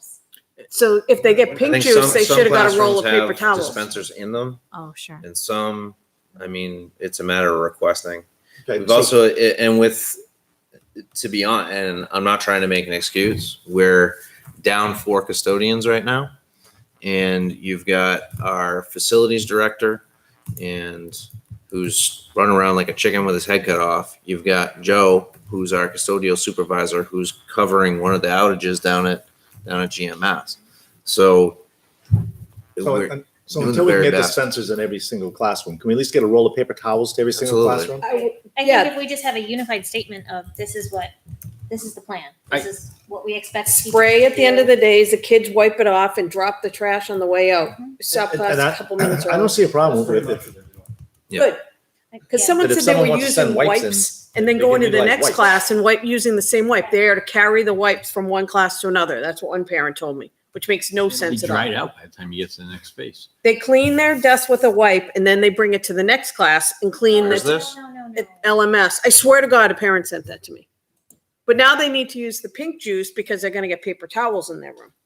Or they can wear, I would think they could utilize wipes. If they have them. If they have wipes. And Yeah. honestly, when I walk through the high school, which is where I've been more, I see bottles of the pink Rejuvenol and paper towel rolls. So Okay. that's what I see happening at the high school. So the janitors have to distribute paper towels. So Rob, what do you do at your school? Because I know that you, when I mentioned to you that what we're using, and you use the same stuff at your school. We're going to, but Oh, you don't, yeah. the spray tops are back. Okay. So Yeah. We use a They've hydrogen been giving us, peroxide one. It's pale. they gave It's us a not thing pink. of gloves for now, and we just rip off at the end of every class. We give all the kids a Clark's wipe. But I think we have to remember a couple of things. I mean, it's a respiratory illness. Mhm. Surfaces are far less of a risk. If you look at what the CDC currently says, if you rub the desk and then touch your face and eyes and nose and mouth, you're going to transmit it. But people aren't doing that. I mean, we're hand sanitizing, we're washing our hands, we're just avoiding contact. So, we're less worried about the surfaces than we are people speaking without the mask on. But we have distributed the materials. So I think But we not paper obviously, towels. I thought we had. We'll get but paper we'll- towels there. Can we recap? Yeah. Let's bring this all together. Yeah. So- Let's go over so this Tom- one more time. So Tom, in your school, if I were to send my child in with wipes, So could they use the wipes? I've been cautious about putting that out to the pick, because I don't know how short. Can you go to Walmart, buy a couple things of wipes and then donate? I don't know. I But haven't been able to since Um, March. Can I just send my child? Londonderry Market Basket. I have hand I wanna sanitizer. have- I can define donate. These are the wipes to the community before I put something like that out there, because to the point of, there's some with bleach, there's some with Okay, this. but some with again, that. So I want to go don't- back. I want to go back to what I said before. I've been sending in wipes to GMS forever, a ton of wipes, and they used them then. But now all of a sudden we can't use them. Yeah, I don't know. I mean, that hasn't been the case. I don't know if it's that you can't use them. I think it's the matter you can't find them.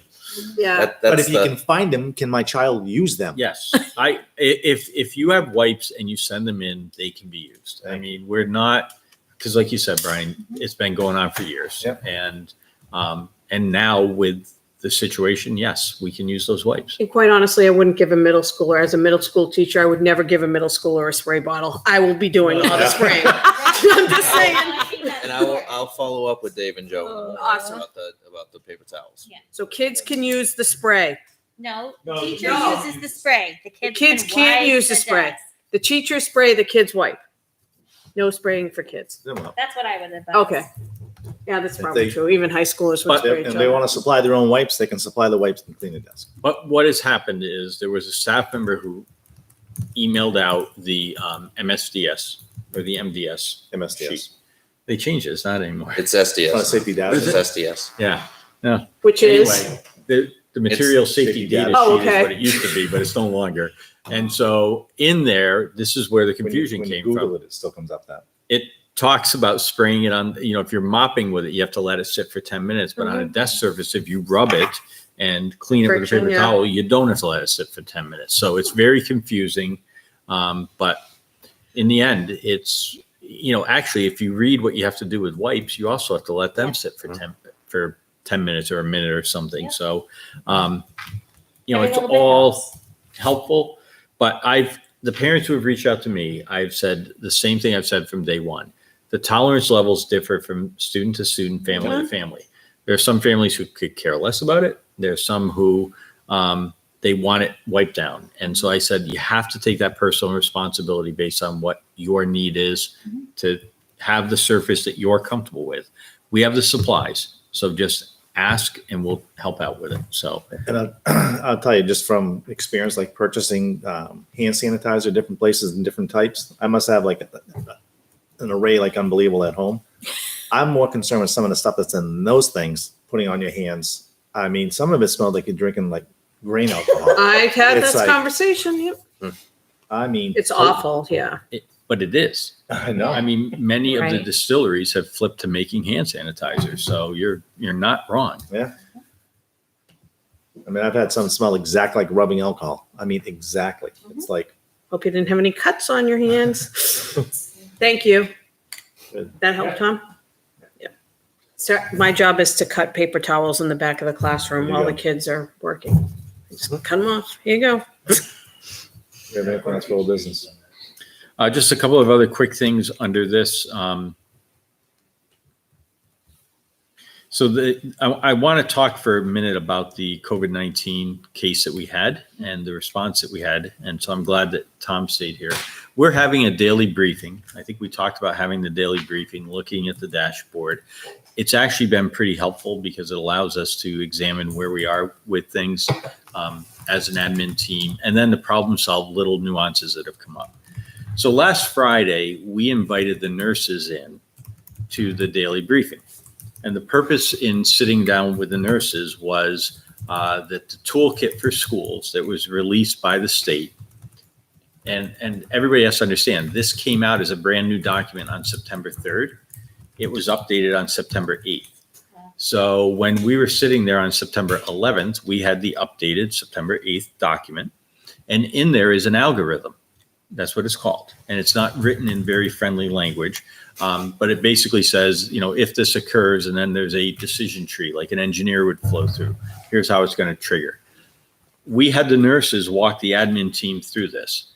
If there's a positive COVID case, what happens? And literally, they walked us right through triggering this occurs, here's how it happens, here's who coordinates it, et cetera.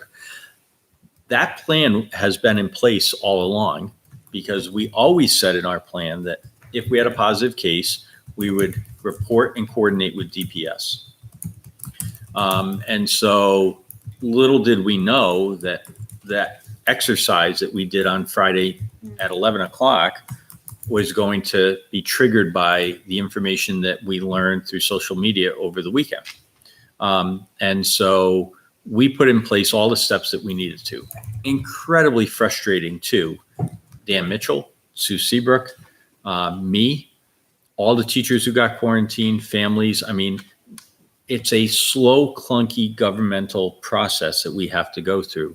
And we exercise an abundance of caution. I know we use that term a lot, but we kept everybody rode bus 7 home because we were being asked questions that we didn't know we were going to be asked. We've now done the daily debriefings, and I'm confident that if there's another COVID case, we know exactly what to pull, how to, we're better able to answer the questions because we couldn't even anticipate what we were going to have to report, right? So it was slow and it was clunky. But even if you read the guidance, it talks about close contact, and anybody in close contact with a positive COVID case has to quarantine for 14 days. No ifs, ands, or buts about it. It doesn't mean they wait to see if they get symptoms. They are automatically isolated from the school community because they had close contact. And then close contact is defined as being within 6 feet of the person for 10 or more minutes over a 4-hour period. And what led to some of the confusion is because we talk about 6 feet and we think about that in terms of masks. So we're like, oh, but everybody's wearing masks, so therefore that wasn't close contact. No, it is. So if we're all sitting here with our masks on, but we're within the 6 feet, then it's going to trigger that need to be quarantined for 14 days. So we currently have staff and students who are home on a 14-day quarantine period. And, that is frustrating to people that it took so long to kind of work its way through. We also learned in this that when you report to DPS, they assign a caseworker. And what was happening is we had staff who were calling DPS asking questions, and they got another caseworker who answered the phone. So there was all this. So they were sort of giving answers that were vague because they weren't the caseworker. And so it's really important. What we learned in the middle of this is to really streamline the communication between the nurse and DPS, just have that one point of contact, because everybody calling in and asking, there was conflicting information that was coming out, and it was conflicting mainly because the person they were getting didn't know all the nuances of what the caseworker had already unraveled. So they were going back to step 1 And that was frustrating to staff who were calling in.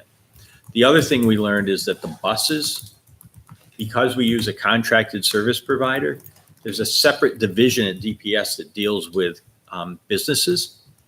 So it went out of, so the fact that First Student is a vendor, it went right out of the public school realm to another division because they now have a question about the bus driver as an employee. It goes to a whole, it's almost like it got treated like a restaurant or something, right? So we kept waiting to hear back on that, and it was slowed down and went to another place. So I actually called and got the supervisor at 5 o'clock at night, and I said, hey, I just need to know about our bus students. And I said, it doesn't matter that it's a business. We need to know for our families, how do we answer this question? So we put an answer, and now we're better positioned on that. So I hope everybody understands that it was a slow process. We did everything we could as quickly as we could. I think we've all learned from it, and we're better positioned for the next time. And I say for the next time because I think it's inevitable it'll happen again. Did the Department of Public Health respond on Sunday night, or did we have to wait till Monday? So here's what happened. So Sunday night, when word got to Dan that it had been read on social media about a positive case, he reached out to Sue. He reached out to me. I reached out to the commissioner. The commissioner provided me with the after hours number. And if you call on Sunday night, you get the state hospital, and they are the on-call center. And then they say, we'll have a nurse give you a call. And so then the nurse called Sue Seabrook, but they have like an on-call nurse who had to reach out. It's not the full COVID unit. There is no 24/7 COVID unit. And so at night or after hours, you get the state hospital helpline, and they just, they triage and get somebody to respond to you, but it's not the same as during business hours. But then you were also waiting for something back from them at 4 o'clock on Monday, I thought. They told us they would follow up by 4 o'clock. They actually got back to Sue at like 2:30 or 3 o'clock in the afternoon with everything but the bus information, because that had gone to this other division. And so it got farmed out. So that was, that was another piece that so the call went out to families at, I don't even know, 7 o'clock. I think it was 7 o'clock at night because less than 24 hours after. And we had, because it took until we didn't want to send info. Dan actually had 2 emails ready to go on the back end of my call, and it was all triggering around what we were going to say to the bus families. And so once we learned what they needed to know about buses, it took another day to be able to, we went from isolating the entire bus to basically 6 students on the bus are now quarantined. And we were able to actually video surveillance on the buses proved to be wicked helpful because we pulled the videotape. We were able to watch the student who sat nearby, who then met the 10-minute rule. And that's how we were able to isolate. And so, and actually Dan said, he goes, wow, I'm used to getting one picture from the back of the bus of a grainy picture. He says, Litchfield has 4 shots of HD high def video, and we were able to say, here's who it was. So he was pretty relieved with that data. An extra bonus. Oh my goodness. Can I ask a No, but question? thank God for the new buses, right? Yeah. That Tom's here. Let's say one of my children, I'm going to bring him in for testing. Should I contact you? Because I know you check your email saying my son has a temperature. He has just giving you a heads up that I'm going in for, because you could start maybe the process. Would that be helpful? Do you know what I mean? Right on the checklist. More Yeah. information is always helpful. More information. I can tell you right now, the process that we have with the nurse and the absent students and following up. I mean, it's no longer the case that a parent's just going to call up and say, my kid's not feeling well. We're going to follow up and say, what does that look like? You know? So Okay. there's a lot of that stuff happening so yeah, I mean. So maybe more the GMS information knew always something was up or whatever. Interesting. I just And want by the way, almost every human symptom is on the COVID list. So allergy season. yeah. Yeah. But I will say that's something the nurses clarified for us, because if you read point number 1 that talks about symptoms, it says unexplained symptoms. Mhm. So if you have a history of Allergies. allergies and they pop up during ragweed season, and that's now, and you all of a sudden you have that, we don't automatically assume it to be COVID. It's, you know, It's the it's an, temperature and the smell thing seem to be the big, it's an unexplained symptom. It's one unexplained symptom. So, you know, if you can actually say, here's what it is, and the same thing, there are other symptoms on there that could be caused by old something you age, ate. fatigue. I have fatigue every day. Well, so Aches and pains. you're looking for something unexplained, and Yeah. so because this goes back to during our conversations with It's true. the task force, right? So I wake up with the sniffles. Well, again, why is it explainable by something? And if it is, then that will not necessarily trigger the COVID response. So And Liz, to your point, it just solidifies why it's so important to notify the schools as soon as possible, Right. because then you can start tracing it and just, they're going to gather the information I also. mean, Susan would be, the GMS nurse would be right on it. So one of the questions was, what do you do when outside of school hours? yeah, so email is 24/7. And so an email to the school nurse and to the principal is exactly the thing to do. Okay. Because principals are reading their emails over the weekends. They're monitoring that. Mhm. You know, I read mine over the weekends. I skim them like, you know, okay, what do I have? Yeah. Here's some ads I can get rid of. Here's something I can wait till Monday. But if I see, you know, hey, a COVID report, we're going to get right on that Yep. and trigger everything. So please, and it's on the daily health screener too, to alert the nurse. That's the main contact point. Can we add a blurb maybe in the principal's reports just to say, you know, to reiterate, if you have any symptoms, even on the weekends or late at night, 24/7, an email to the principal and the Concerns, school nurse. Yeah. If you have any concerns or symptoms, you know, and want to contact the school. You can contact the school, but I think, again, if they reach Tom, Yeah. right? I mean, he's not a medical expert. So if Yeah, anything, they should reach out to their doctor. That's more. Right. Yeah, but then But- they could give Kelly a heads up and Tom. Right, True, but they can give a Yeah. heads up, but I think Yeah. it's important too that they realize that if you're sending it to, the principal of the school, they're not medical experts. So they really should contact their doctor. And the if they have doctor say, concerns. my doctor's recommending to bring my child in for But we testing. want Yeah. them to give a heads up to the schools. I mean, I think Yeah.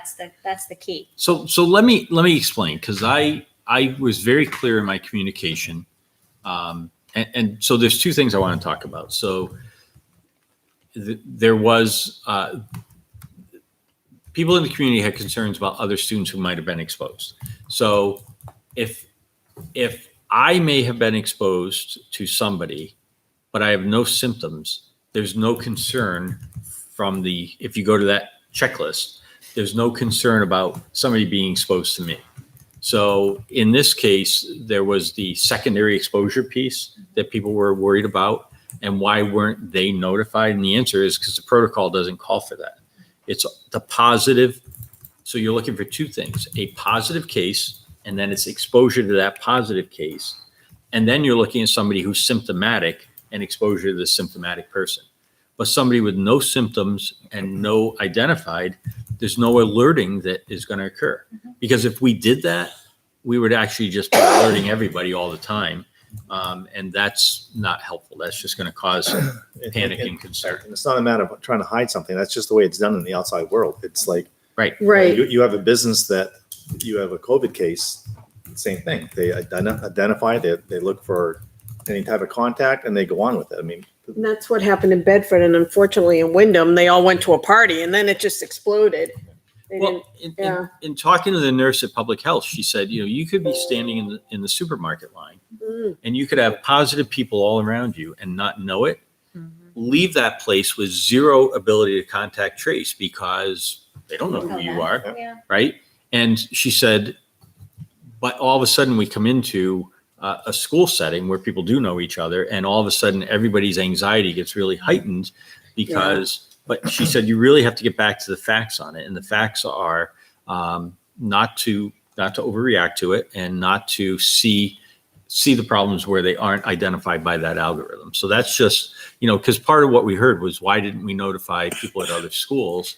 And the answer is everybody. I mean, within an hour, everybody who met the contact tracing had been contacted. But But we didn't send a blanket announcement because it actually would have, I think, triggered more of a concern. I also want to talk for a second about, so I asked people to please not use social media. And in this particular case, we had a family that was very comfortable posting health information on social media. But I want you to imagine for a minute a family that is more private about that, who actually, we could have a family now who's a little bit alarmed. Like, if I end up with one of our kids positive, does that mean it's going to become a "What's up, Litchfield" conversation? That your kid was seen in a recent play, your other kid. Yeah, I can see that. And so play this for a second, that our next case occurs exactly the same way. Child comes home sick on a Friday night, right? So follow the facts that were posted on social media. A child comes home sick on a Friday night, and the family is very private about it. And so they monitor it. They take the child to the pediatrician. They get a positive case, and they're concerned that it's going to be blasted all across town. So they don't say anything to anybody. Pediatrician waits till Monday morning, sends a notice into public health. The clunky bureaucratic system notifies us sometime Monday that we have a positive case in one of our schools. We're way behind on that one, right? Because now we're reacting midday of a school to who's been exposed, who's been where, and the whole 9 yards. And that's a very real situation. I'm not making this up. I mean, I really think that there could be a family that reacts to the publicity piece. So, and I'm not saying what was done was right or wrong. It is what occurred. I'm just saying this is back to notify us, please let us know so that we can get on it ASAP. Well, the thing is, we can't identify that student to anyone anyway. I mean, we're protected. And we have to Like a protect scarlet their letter. names. We're required to maintain all the privacy that we will. Frankly, we were a little bit freer with the facts this time because it was already blasted all across town. So I felt comfortable saying it occurred at Griffin because everybody in town already knew it occurred at Griffin. It would be weird to say it was in one of our schools, I mean, Right. but in the future, we might have to be more guarded with the information in order to protect that privacy. So again, it's really important that everybody pull in the same direction. It's all about protecting each individual student and staff member, and we want to get that right. And in hindsight, I think we did pretty well. We've learned some things, but I think we did pretty well overall. I have one more question about cleaning. So the teachers are under the impression that they can't use the spray when the kids are in school. They were told in the class, they can only clean the desks in between when the kids are in the hallway, or between classes. They were told that. I'm getting feedback. It's just regular cleaner. Yeah, but they were told by somebody that they can't use it when the kids are in the classroom. So they can use it when the kids are in the classroom. It was put in that. It does say that. They can't use it with kids. In the room. Let me look at it tomorrow. I just don't. Yeah, I just want to cover all the bases and Yeah. keep people happy, and teachers want their rooms. I mean, I'm a clean freak. I don't care if I have to do it myself. My rooms, No, but they want to follow the proper protocol. and we should have a standard Yeah. statement of what we should be doing. Sorry, I brought that back. I'm done. Again, I'm going to go back to my white thing at GMS. They've been using them for years. But that's not that's not a sprayer. I'm just, there are people that like So all Brian, natural stuff. I'm just you make the point that helping I clean made things up. with this, right? So when the question about the 10 minutes letting it dry, and then we got into, well, that's the right way to use a wipe. I'm like, but I walk in the market basket and the kid goes squirt, squirt, and I take the cart. I've never even thought about, wait a minute, we're going to wait 10 minutes, buddy, for, so somewhere along the lines. So what do? I hand sanitize when I go in. Mhm. So now I've got clean hands touching the clean handle. I'm doing the best I can. And I think that's all you can do. Yeah. It's not going to be a sterile hospital-like environment. It's a classroom. It's a school building. So, we know that opening our schools, we assume some level of risk. And like you said, every family has a different level of acceptable risk. That's it. That's So the key. if you don't feel like you can trust, the teachers, the staff, the Your kids. custodians to keep the classroom, then feel free to send in a box of wipes with your kids and make sure they're doing it. So Yeah. Awesome. I'm done. Really? All right. That brings us to, that brings us to manifest. Are we all set with them? We need one more signature. That'll bring us to public input. That's me again. So mean. I've got my own little meeting going on over here. You have a I meme? do not have any My own other meeting. emails. Nobody Do you joined want to us. say the phone number again? Or? The call-in number, in case anyone out there is listening, did not get it earlier, is 414 Thanks, 909 Good night. 7202. The access code is 548-893-222 hashtag.